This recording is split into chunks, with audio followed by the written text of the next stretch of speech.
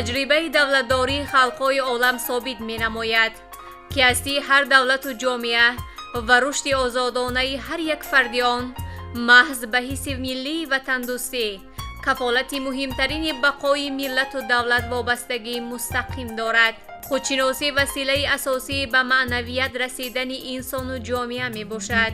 خودشناسی ملی این ریشه ملت است.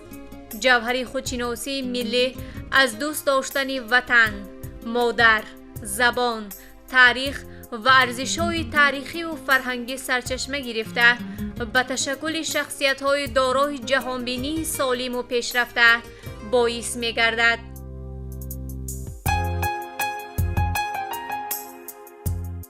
خودشناسی اگر به طوری بی‌نهایت عادی و ساده بگیریم از دو کلمه عبارت است.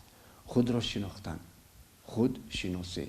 یعنی وقتی که ما مردم هر یک کلمه که ما باید بخوایم که آن را درک کنیم، مفهوم آن را دانستن برای ما خیلی مهم است. شما اگر برای مثال بگیرید نام ها را، هر نامی که ما میخواهیم که بدانیم، اول درکی اساسی آن را کوشش میکنیم بفهمیم. و خودشناسی هم همین است، یعنی شناختن خود.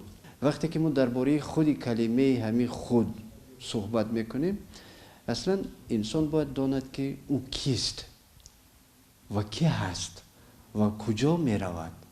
همین سه چیز را اگر در خودش انسان داند، مفهومی خودشناسی به وی پیدا می شود که امروز مثلا نمونه آن را ما میتونیم در تاجیکستان امروزه ببینیم.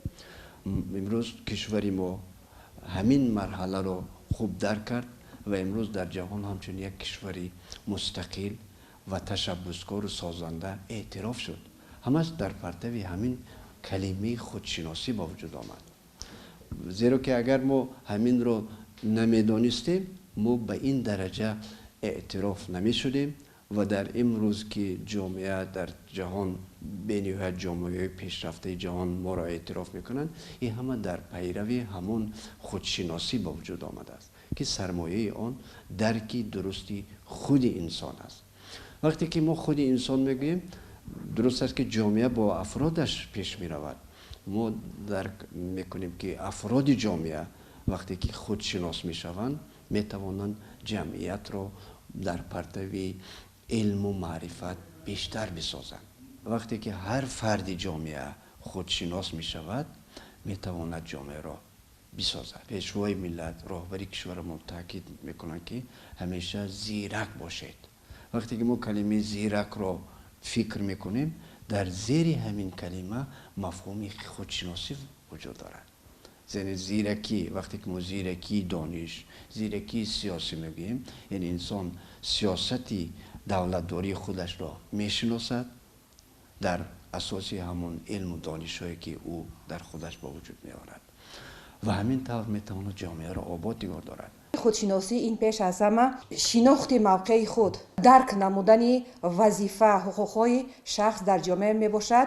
بنابراین هم پس از دریافت استقلالیت و تشکیل دولت ملی ما هرچی بیشتر به این مسائل رو میاریم. استقلال این یک پدیده نادرترین می باشد که نصیب ملت سربلند و تمدن آفر تاجیک گردیده است و بنابراین باید ما استقلال در دایره وحدت، استقلال خانه آباد خود، آسمانی صاف و بی‌غبار، خنده بیغش کودکان در نظر داشته باشیم. در تمام کار و پیکار خود خودشناسی را سرمشق کار زندگی خود کنیم، چون که اگر ما هر چقدر به صدها هزینه‌های خودشناسی ملی را اگر پیگیری کنیم، همان قدر کار و افکار و زندگی ما رنگ دیگر میگیرد. همه این رو ما به نظر گرفته به خلاصه می بیاییم که خودشناسی بیشتر عبارت بودش از چی؟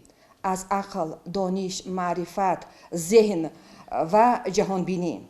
من اگر در انسان تمام همین مفهوم هایی که ما گفتیم نامبر کردیم انکشاف یافته باشد، درباره این کار کند، ما به شبه گفته میتوانیم که امروز خودشناسی ما، خودشناسی مردم تاجیکستان در یک زینه خیلی بلند است و مادامی که آدم خودشناس و خودآگاه است، با کار و فعالیت خود، به منزل خود، به آینده خود، به آینده فرزندانش و در آن جایی که کار میکند مناسبت متقابله میکند و از آن هم یک کیفیت میگیرد، به خود یک دانش میگیرد، یک تاثیر میگیرد که این هم برای در جامعه ساختن خود شخص خیلی تاثیری خوب میرساند.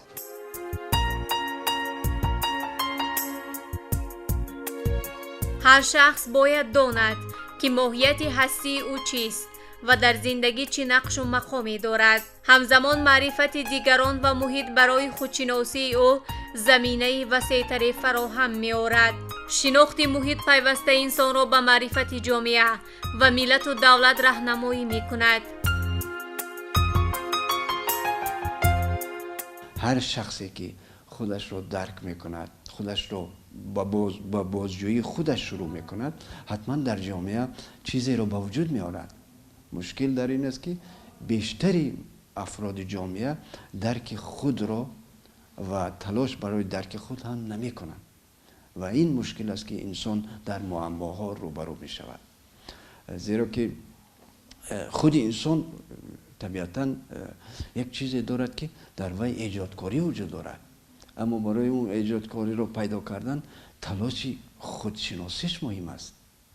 با واسطه خواندن، با واسطه پرسیدن، با واسطه مثلا جامعه رو با نظر خیرت نگاه کردن که بهودم استاد رودکی نگفتن این جهان رو نگر به چشم خیرت، نه بدان چشم کند رو نگری، همچو دریاست و از نکوکاری کشتی ساز تو از آن گذری.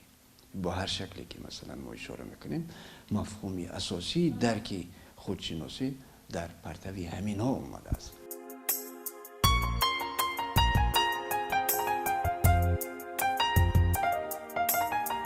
حس بلند ملی، خودشناسی و خودآگاهی، وطندوستی و وطن پرستی و صداقت جوانان ما به وطن، ملت و آب و خاک سرزمین اجدادی، شناخت فرزندان فرزانه ملت، گروی امنیت و آسایش جامعه، پیشرفت دولت و آبادی امروز و فردای تاجیکستانی صاحب استقلال می باشد. اصلا خودشناسی ما از باغچه و از خود خانه، از دوران طفلی و دامان مادر شروع می شود و درکی زندگی آدمگری، درکی مسئولیت، درکی آن که انسان چگونه باید زندگی کند، در همین خودشناسی خود جوان امروز انعکاس می‌یابد. در تلویزیون می‌بینید، در رادیو می‌شنویم و در شبکه‌های اجتماعی می‌بینید که یک نفر تاجیکی ما برنده فلان چی شد، یعنی پرچم برداری وطن شد. این خود پرچم برداری وطن خود انعکاسگر خودشناسی ملی ما است.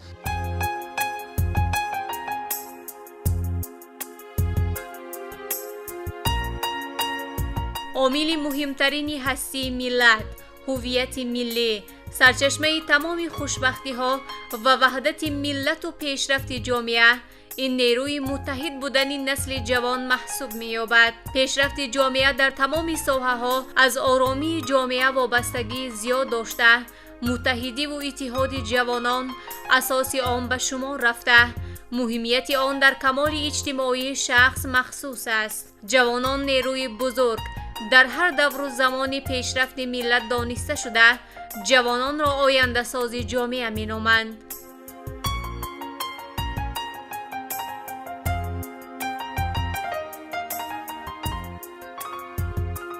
امروز جوانان ما تک‌تک‌های سیاسی امید و افتخار جامعه و دولت تاجیکستان به شمار می‌روند. نقش جوانان در رشد ساحه‌های سیاسی و اقتصادی و اجتماعی کشور بسا نظررس و ارزشمند میباشد. به همین خاطر حکومت تاجیکستان از روزهای نخستین صاحب استقلالی تا به امروز با جوانان همچون نیروی پیشبرنده دولت و نسل آینده‌ساز اهمیت جدی ظاهر نموده ایستاده است. در سالهای صاحب استقلالی دستاوردهای جوانان خیلی زیاد گردیده از جانب دولت و حکومت قدردانی شایسته شدند. برای بلند برداشتن معرفت جوانان، جلب آنها به علم آموزی و دانش از خودکنی، دستگیری جوانان صاحب استعداد و برای تحکیم حس وطن پرستی جوانان همه گونه برنامه‌های مقصدناک تهیه و عملی می‌گردند. پیشوای ملت محترم امام علی رحمان پیوسته تاکید می‌نمایند که ما جوانان را نیروی سازنده و بنیادکار و پیشبرنده جامعه نوین کشور و آینده خلقمان اعلان کرده ایم و در حل همه مسائل حیات جامعه و دولت با آنها تکیه می‌نماییم. ما جوانان دوره استقلالیت افتخار می‌کنیم که یک دولتی صاحب استقلال و یک سروری دلسوز و غمخوار داریم.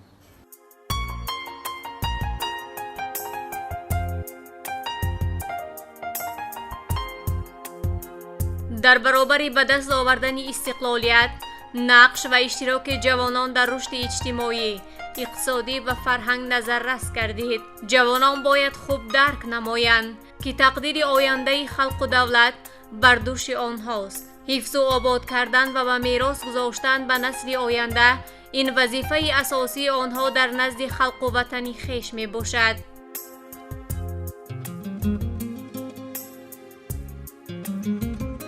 بیشتر جوانان ما امروز با کتاب رو می آورند که اینم در پرتوی همان سازندگی پیشوای ملت است که فروغ سوپ دانایی کتاب است.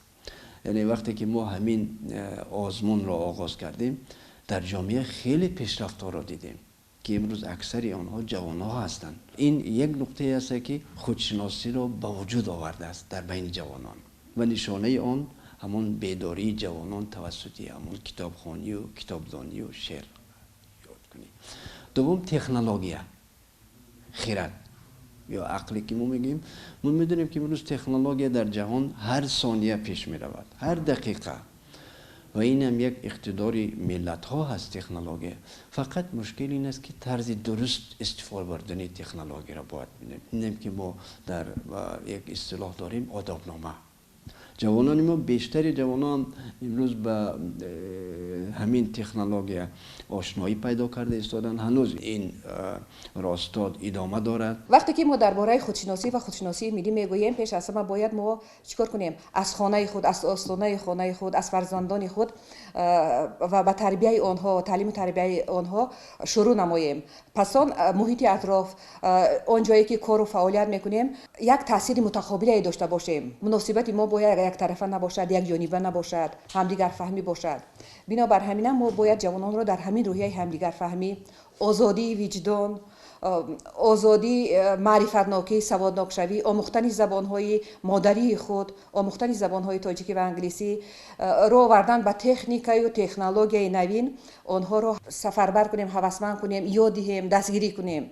وقتی که جوان امروزه همه این دانش‌های زمانوی رو از خود می‌نماید، در هر حالتی که نباشد، چی در داخل کشور، چی در خارج کشور، چی یگان مسائلی که روی داده باشد، می‌تواند به یگان ممانعت از عهده این حل این مسائل برآید و هیچگاه به کامی بدبختی‌ها دچار نمی‌شود، چون که خودش یک تفکر، یک مفکوره، یک جهانبینی خیلی مستقل و پیشرفته دارد.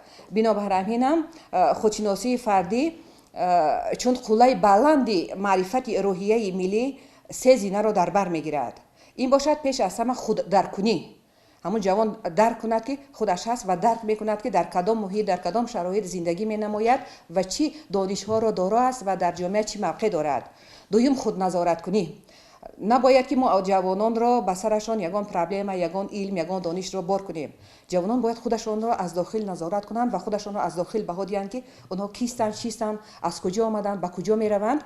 همین را ما باید از خوردی، از بخچه بچگان، در محیط اولیوی، در نهاد کودک، در نهاد بچه، در نهاد فرزند جا نماییم که وقتی که به جامعه می براید یا به حیات مستقلانه قدم میماند، به دانشگاه و دانشگاه ها داخل می شود، باید خود را نظارت کرده تواند. و درجه سوم این خود تکاملی است. خود تکامل دهی، خودش را در تمام چاره‌بینی ها، جنبه ها و چی این حالا میبینیم که ما در یک زمان خیلی حساس زندگی داریم.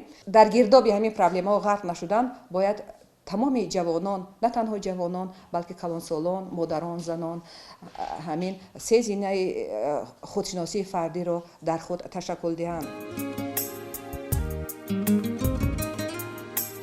شکرانه از آن باید کرد که امروز دولت ما را در عرصه جهانی با فرهنگ و تمدنی بایش اعتراف نموده، ملت تاجیک را همچون ملتی کهن بنیاد و با فرهنگ و صاحب تمدن میشناسند. یکی از رکنهای خودشناسی ملی این دانستن تاریخ، فرهنگ، زبان، رسم و آیین می باشد. هر یک شهروند کشور باید حس ملی داشته، از زینه‌های تشکلیابی و نقش آن در جامعه امروزه آگاه باشد که این یکی از سمت اساسی تربیت نمودن جوانان به خویشتن شناسی و وطن دوستی می باشد. ما بسیار افتخار میکنیم که فرهنگ و تمدن مردم تاجیک از زمانهای قدیم رشد کرده بود و تا امروز ادامه دارد. بنده هم که بیشتر مهمانای خارجی رو در پایتخت میبینم و در کشور میبینم، از اونها سوال میکنم، اونها فقط یک سوال میکنم: فرهنگ خیلی عجایبی دارید شما. و همین نقطه رو و همین از زبان خود آنها من دائم میشنوم. گاهی من فکر میکنم که من تعریف میکنم اون رو یا خودی ما، اما وقتی که از زبانی غیر میشنویم واقعا فرهنگ ما فرهنگ اصلی است. و همین خاطر بیشتر جوانان ما امروز تا یک اندازه درک آن رو کردن. فقط یک مشکل دیگه است که باید آن رو بیشتر باید درک کنند، زیرا که توسط همین پایه ما امروز رشد کرده ایستادیم. خصوصا تمام گردشگرانی که به کشور ما وارد می شوند در پایه همین فرهنگی باستانی ما شما بسیار دلباخته می شوند و همیشه شکر میکنن که ما در چنین وطنی زندگی میکنیم که دارای بسیار فرهنگی غنی و بای است.